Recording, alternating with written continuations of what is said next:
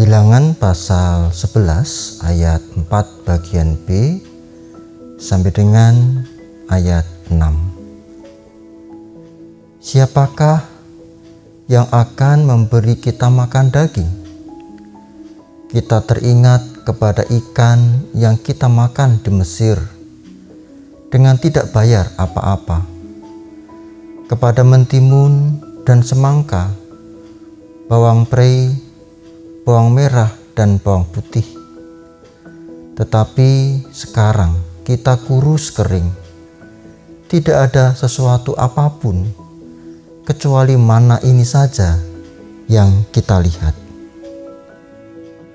Amin. Berbahagia setiap orang yang mendengarkan firman Tuhan, menghayatinya dalam kebenaran Tuhan setiap hari. Haleluya. Amin.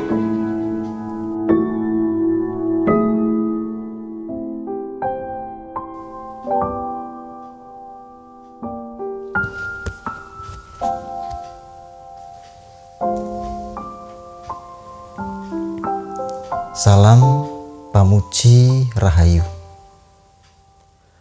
Bapak, Ibu, Saudara, dan anak-anak yang dikasihi Tuhan, sehat itu adalah harapan kita, dan kita senantiasa mohon kepada Tuhan agar kesehatan selalu ada pada kita.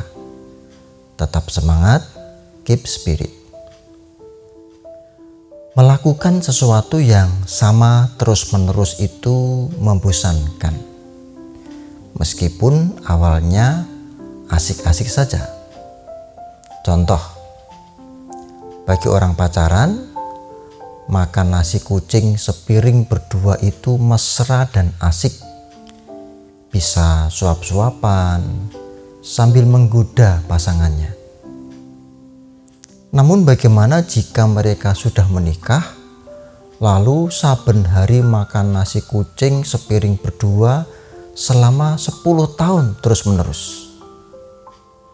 Nah, para perempuan, jika Anda menjadi istri orang ini, bagaimana? Protes nggak? Contoh lain, zaman ketika saya sekolah S1 teologi di asrama misalkan, menu makanan kalau tidak tempe ya tahu. Senin tempe di sayur, Selasa tahu dicacah, Rabu tahu dibacem, Kemis tahu dibikin bulat lalu digoreng, Jumat tempe digoreng kering, Sabtu tahu di sayur santan ada togenya, Minggu lele goreng. Bosan tahu tempe terus. Lalu kami kompak bernyanyi, tahu tempe tidak berubah, tidak berubah. Kenakalan anak-anak muda saat itu. Melakukan hal sama terus-menerus memang membosankan. Bapak, Ibu, Saudara, anak-anakku yang terkasih, demikian juga orang Israel mengalami kebosanan. Mereka bosan makan mana terus-menerus. Mereka ingin makan daging. Sesungguhnya bosan itu sih manusiawi dan wajar-wajar saja. Tetapi yang tidak wajar adalah bagaimana mereka ingin makan daging tetapi disertai bersungut-sungut. Lalu kehilangan pengharapan atas tanah perjanjian yang penuh berkat. Yang ada dalam pikiran mereka adalah keindahan masa lalu yang sempit, keindahan masa lalu yang sempit ketika masih di Mesir. Mengapa saya katakan sempit? Ya karena mereka hanya melihat betapa enaknya makanan ketika masih di Mesir. Yang dilihat enaknya makanan saja. Mereka melupakan bagaimana ditindas, hak-haknya dirampas, menderita di sana. Bagaimana mereka menjerit minta tolong kepada Tuhan untuk bebas dari Mesir, mereka lupakan.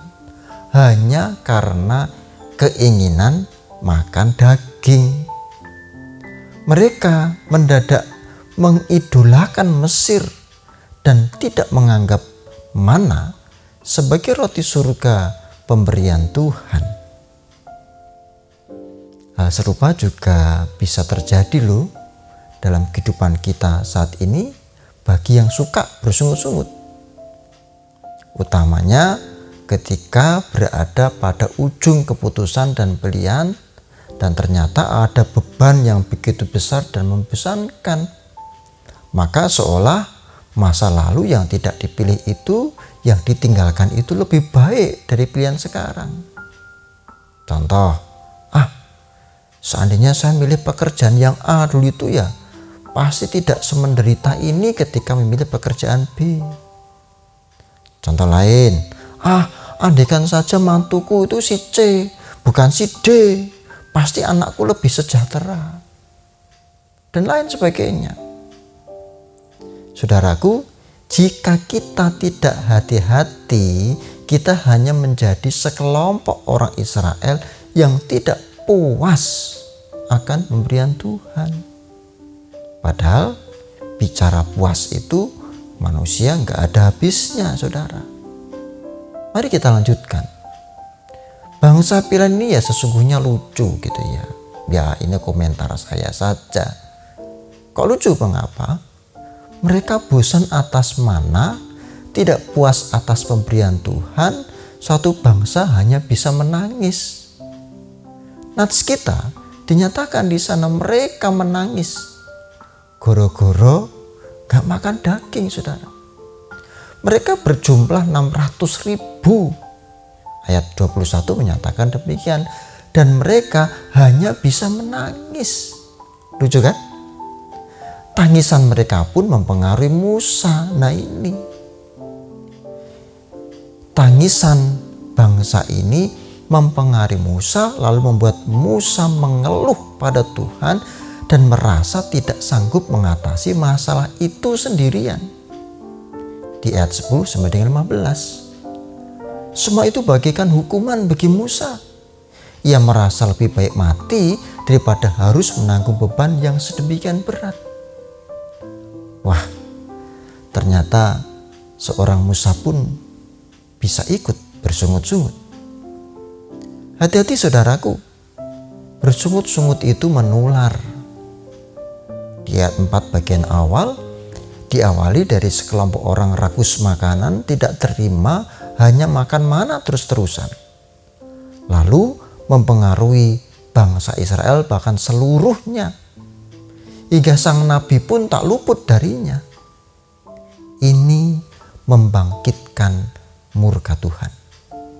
Dalam sungut-sungut itu terkandung makna lemahnya iman, hilangnya pengharapan pada Tuhan yang telah membawa mereka terlepas dari derita di Mesir.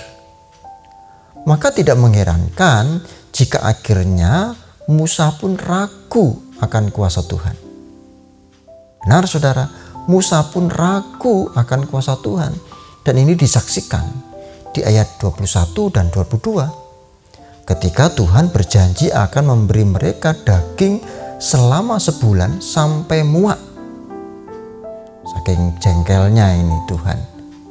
Ayat 20. Nah, saya bacakan ayat 21 dan 22. Demikian keraguan Musa.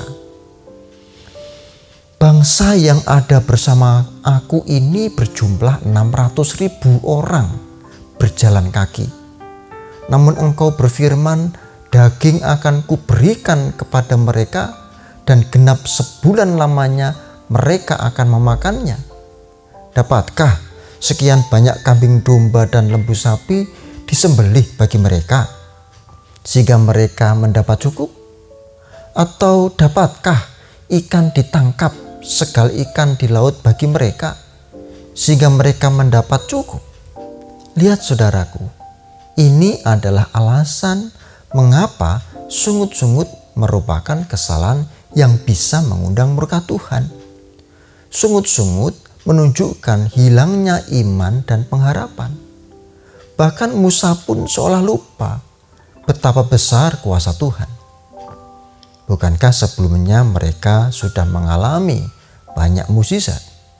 Laut terbelah, turun mana dari surga, dan masih banyak lagi dalam kisah selanjutnya. Saudaraku, kadang kala masalah yang besar mengubah fokus iman kita. Hati-hati. Saat ini mungkin kita sedang berada pada titik terjenuh, bosan. PPKM sudah panjang dan kini diperpanjang lagi. Kita sudah bosan memakai masker terus-terusan, bahkan harus double. Kita sudah bosan mendengar bunyi sirene ambulan lalu lalang. Kita bosan dengan situasi pandemi saat ini, segalanya dibatasi.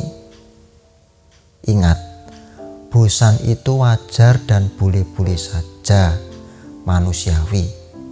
Tetapi hendaknya kita tidak bersungut-sungut di hadapan Tuhan. Jangan pula meragukan Tuhan, saudara. Mungkin pikiran kita terlalu realistis seperti Musa, tetapi percayalah, setelahnya Tuhan mendatangkan jutaan burung puyuh pada umat, memberi mereka makanan daging sampai kenyang. Tuhan tetap saja mencukupi kebutuhan mereka, bukan karena sungut-sungut, melainkan karena Tuhan tahu apa yang dilakukannya. Bosan? Silakan saja.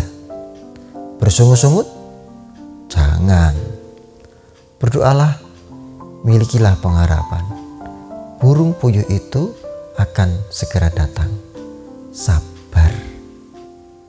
Amin. Salam Kalujengan. Mari bersama-sama kita berdoa. Tuhan yang makasih dan setia, kami bersyukur penyertaan-Mu bersama-sama dengan kami pada saat ini, khususnya ketika kami menghayati firman-Mu dalam risi ke-89 saat ini. Kami banyak mengalami kebosanan, lebih-lebih di masa pandemi ini Bapa. Kuatkanlah kami dan kami nantikan berkat-Mu, kami nantikan pertolongan-Mu. Jika kami menangis bukan karena meminta daging, namun kami menangis karena meminta pertolongan-Mu. Kami yakin percaya Tuhan hadir bersama dengan kami.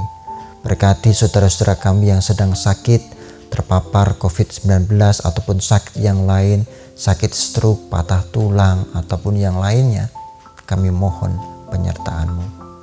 Berkati ya Bapa dalam tangan kasih Tuhan. Di dalam nama-Mu, Kristus Sang Penebus, kami berdoa dan bersyukur. Amin.